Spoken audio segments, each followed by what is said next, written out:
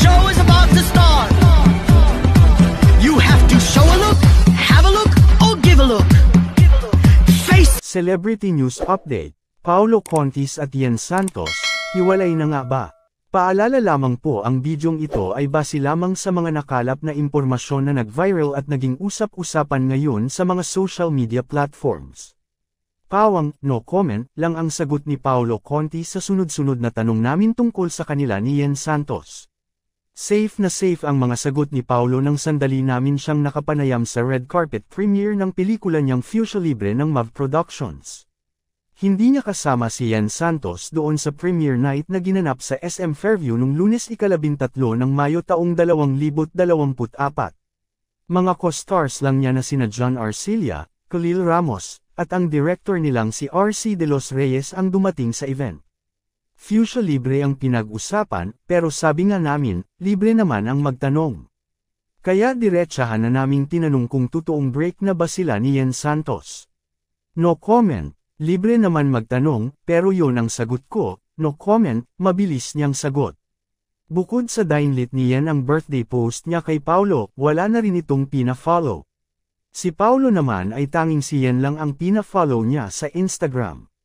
Sagot niya sa ilang reporters na nagtanong sa kanya, dati pina-follow kita, pina-follow ko si Gorgie.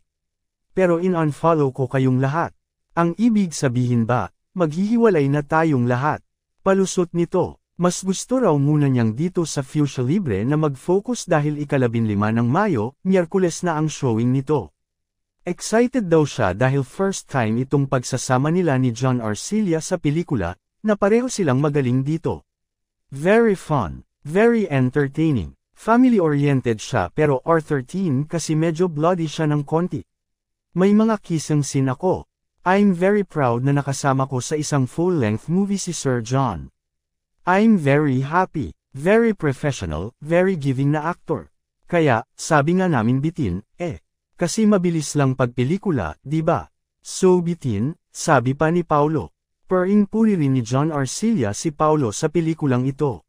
Ilang beses niyang sinabing nagulat siya sa galing ni Paolo na nagnonora-honor daw sa pelikulang ito.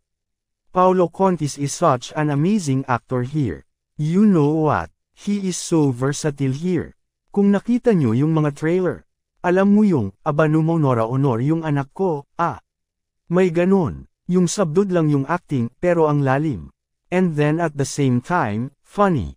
Alam mo yung isa lang siya sa mga actor ngayon na ang galing magtimpla ng comedy and drama, at yung pagitan ng dalawa. Ano ang masasabi mo tungkol dito?